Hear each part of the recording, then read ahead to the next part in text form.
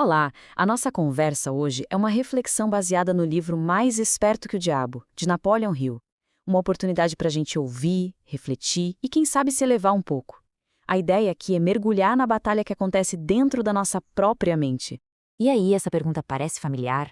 Pois é, ela é o ponto de partida para a gente entender um livro que ficou escondido por mais de 70 anos. Um livro que fala exatamente sobre essa luta silenciosa que a gente trava todos os dias.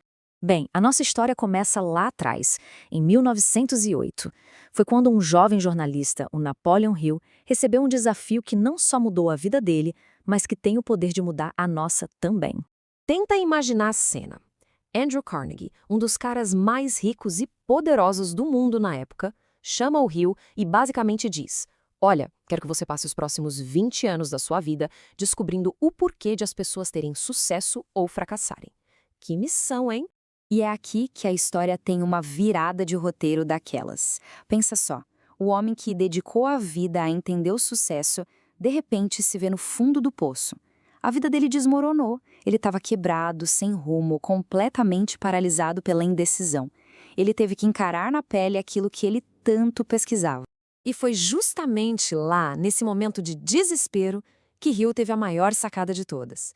Ele percebeu que para entender de verdade o fracasso, ele precisava conversar com a própria fonte do fracasso. Agora a coisa fica, bem, no mínimo controversa. No livro, Hill personifica todas as forças negativas que nos puxam para baixo na figura do diabo. E numa entrevista imaginária, ele consegue arrancar uma confissão que, olha, é de cair o queixo. E o que esse diabo revela é muito interessante. Ele diz que não é um ser de chifres e tridente, nada disso. Ele se descreve como uma energia negativa que ocupa o espaço vazio na mente humana. Sabe, aquele espaço que a gente deixa quando não preenche com pensamentos positivos, com fé, com esperança?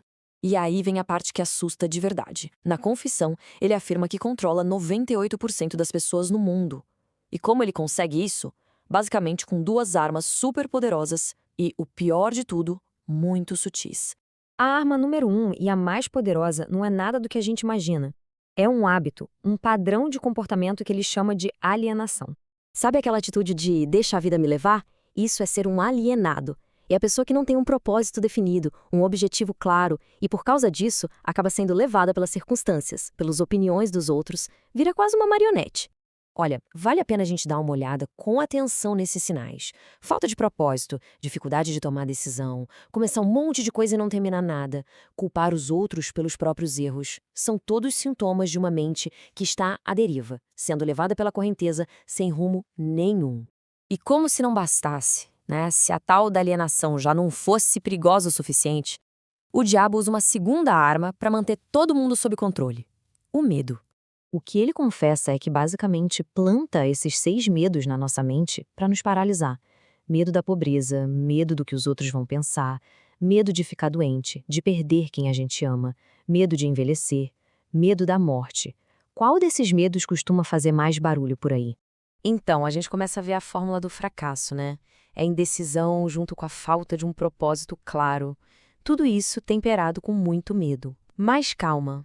A boa notícia é que existe um antídoto, e ele está ao nosso alcance. A grande solução que o próprio Hill descobriu na pele é simplesmente se tornar o oposto do alienado.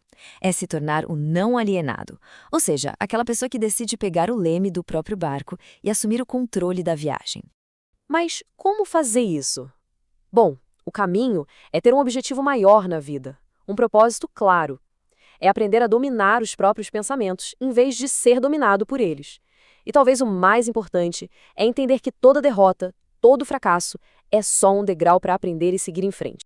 E quando a gente consegue fazer isso, quando assume o controle da própria mente, a gente acessa uma força interior muito poderosa.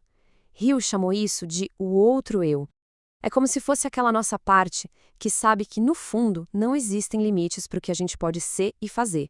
No fim das contas, a pergunta que fica para nossa reflexão é essa: qual voz está no comando? A voz do medo, da dúvida, da alienação? Ou a voz do propósito, da fé, do outro eu? A escolha, no final, é sempre nossa. Esse conteúdo é apresentado pela HD Eleva, uma marca que nasce da busca por elevar o corpo, firmar a mente e expandir o espírito. Corpo forte, mente firme, espírito elevado.